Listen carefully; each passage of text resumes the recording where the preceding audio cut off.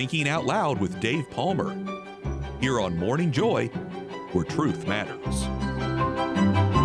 Welcome back to Morning Joy, where truth matters. I'm your host, Keith Downey, and it's time to grab your thinking caps and place them on your head because we're going to be talking about St. Thomas Aquinas. And what about, mercy? We're talking about divine mercy.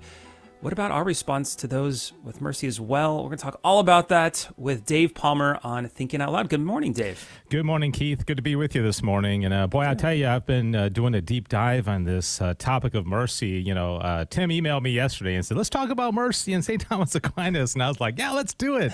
And really, really interesting. So do you want me just to get on in it? Let's dive into it. All right. Well, first of all, I think, we have to realize that St. Thomas Aquinas is writing in the 13th century. And, of course, I looked up, I just love that segment, and I know Rick Paolini, I've worked with him. He's a great guy and so knowledgeable about divine mercy. St. Faustina died in 1938, okay? So this is relatively recent. And also, I don't know if this came out in the conversation or not, but St. John Paul II, who, of course, is tied in today with his 19th anniversary of his passing, she was the first saint that he canonized in the new millennium. And so this whole topic of mercy is really interesting. So when you go back to St. Thomas Aquinas, you have to realize, first of all, he did not have the advantage of these teachings, but he had a great insight. And the first place I would start in talking about divine mercy is a question that Thomas asks in the Summa about whether mercy is the greatest of the virtues. Okay, now this has to do more not with us than with God. And I was a little surprised because, most people would say, oh, no, the greatest virtue is charity. Of course, charity, and that certainly is the case. And that has to do with our relationship with God. Okay, so the greatest, it's a theological virtue, it's infused, and it unites us directly with God, right? But St. Thomas says, in relationship to each other, the greatest of our virtues is mercy. Okay, so that is really interesting. So the greatest virtue, because there's such a great, difference between us and God, that God unites us through charity. He reaches out to us and he infuses this virtue in us, right? So, but in relationship to each other, the greatest virtue is mercy. Now, so that's a starting point. Okay, let's start there. And now, when it comes to God's mercy, you have to, first of all, look where in the Summa St. Thomas Aquinas talks about God's mercy, and it's at the very beginning. And the first thing he does in the Summa is he lays out, who is God? What is God? And he goes, he's infinite, and he's eternal, and he's simple, and he's perfect, and he's good, and all these attributes. And, of course, God is love. But these, from God is God, in God's simplicity, it's all kind of the same. Okay, we kind of chop it up and say, God's exhibiting his mercy and he's just justice. But really, it's God is. And so when we talk about God, his mercy and his justice, it's all who he is, and it's his response. And Thomas comes out and says, but it's not a passion, okay, because you have to maintain the immutability of God, okay? So God doesn't I feel so sad for Keith because he sinned, and oh my goodness, that's our response. That's a passion. And so with God, it's all intertwined in one. And there is, it's an effect, and the purpose of it is to dispel misery. And the other interesting thing, Keith, is that Thomas says that it's only the rational creature that can experience misery in the sense that God has to dispel. Okay, so God doesn't, is not, pouring down his mercy on, irrational creatures in his mercy. And that's an interesting distinction as well. And then, so we have to look at mercy as a response of God to us in general, okay? It's not like somebody who says, I'm in a state of grace, so I don't think I need God's mercy right now. That's not the case. It's not just for sinners, all right? So he says in the Summa, for this reason does God, out of an abundance of his goodness, bestow upon creatures what is due to them more bountifully than is proportionate to their deserts. And we're not talking about ice cream here. Sorry. So he's saying we get more from God than we deserve, even above the fact that we sin and we need God's mercy in that regard, right? And then he says, since less would suffice for preserving the order of justice than what the divine goodness confers, because between creatures and God's goodness, there can be no proportion.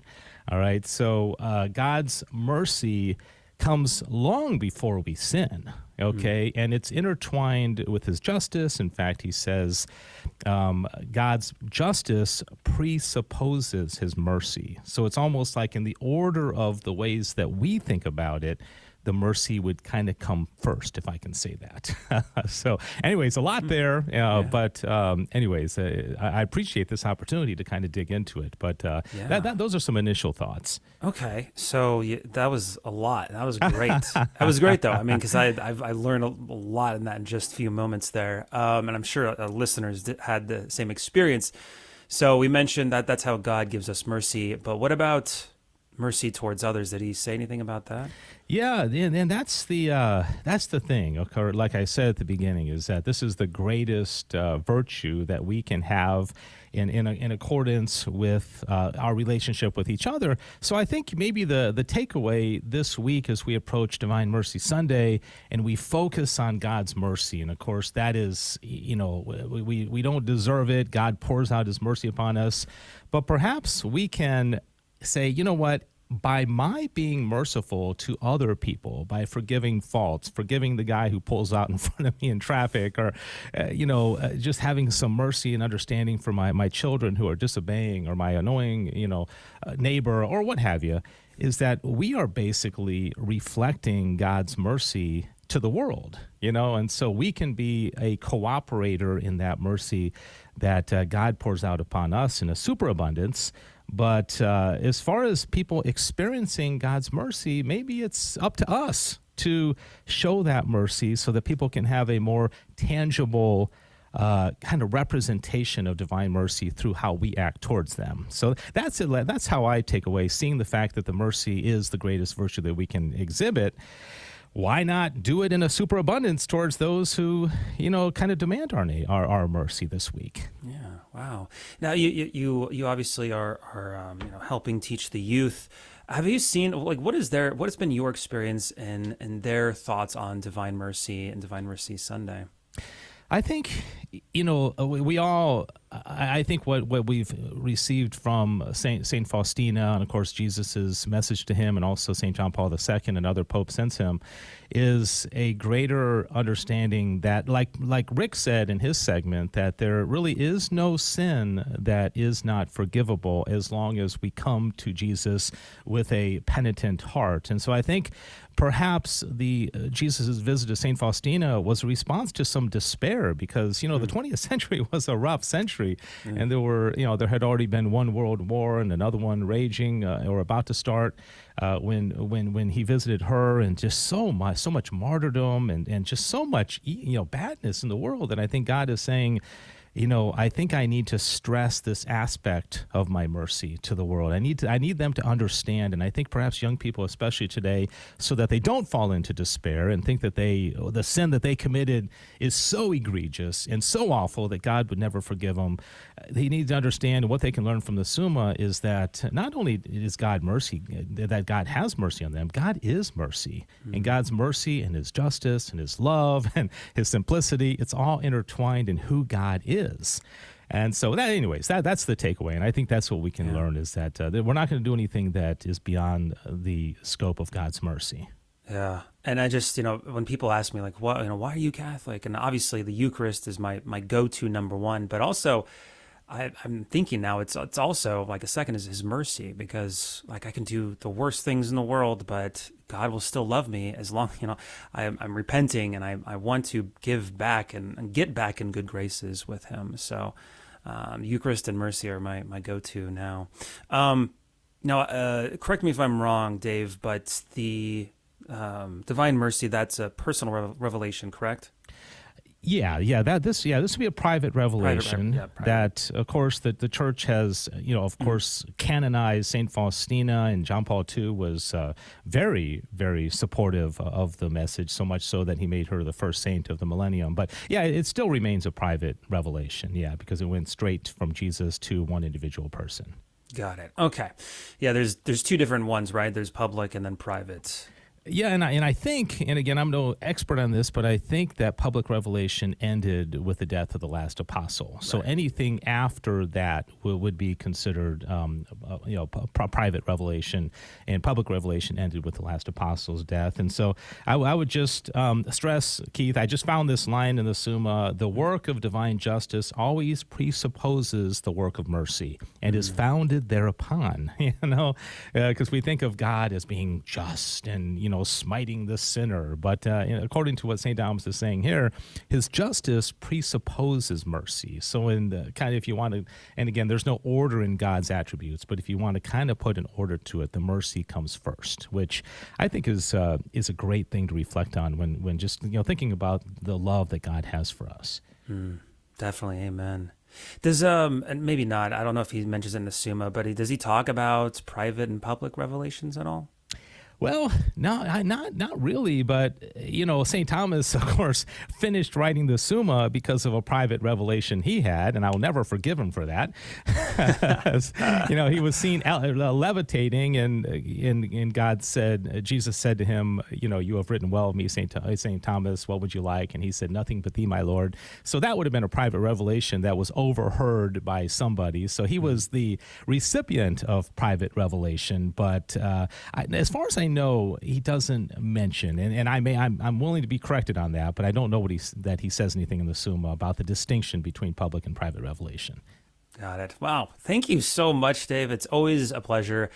I always have a lot to chew on after your segment, Thinking Out Loud with Dave Palmer. So thank you for joining us every single Tuesday. Really appreciate it. Thanks, Keith. I enjoy it. Appreciate it. Yeah. And if you're wanting more Dave Palmer, you can always catch him on Back to the Father every single Friday at 1 p.m. Central on GRN Online YouTube. So make sure to subscribe, follow us on YouTube for Back to the Father, Fridays at 1 p.m. Central. Now, this is the end of our first hour, so if you're going to be listening to Mass, please pray for us. Now, during our second half of the show, just know that we're going to be interviewing Sarah Soto, also a wonderful member of GRN. She co-hosts A Life Lived Joyfully. So make sure to stay tuned after this break to be able to do that. But hey, if you're not able to stay, please, mentioned before, go to GRN Online on our YouTube page to be able to catch the entirety of Morning Joy if maybe you aren't able to catch the fullness of truth, right? So YouTube, GRN Online. Also, Facebook, you can catch us on Morning Joy Show. Morning Joy Show. And then, obviously, Instagram at GRN Online.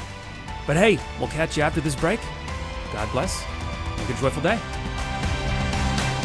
This has been Morning Joy, where truth matters, hosted by Keith Downey. Take some joy with you today. Visit grnonline.com/joy to listen again, share a segment, or answer the question of the day. That's grnonline.com/joy.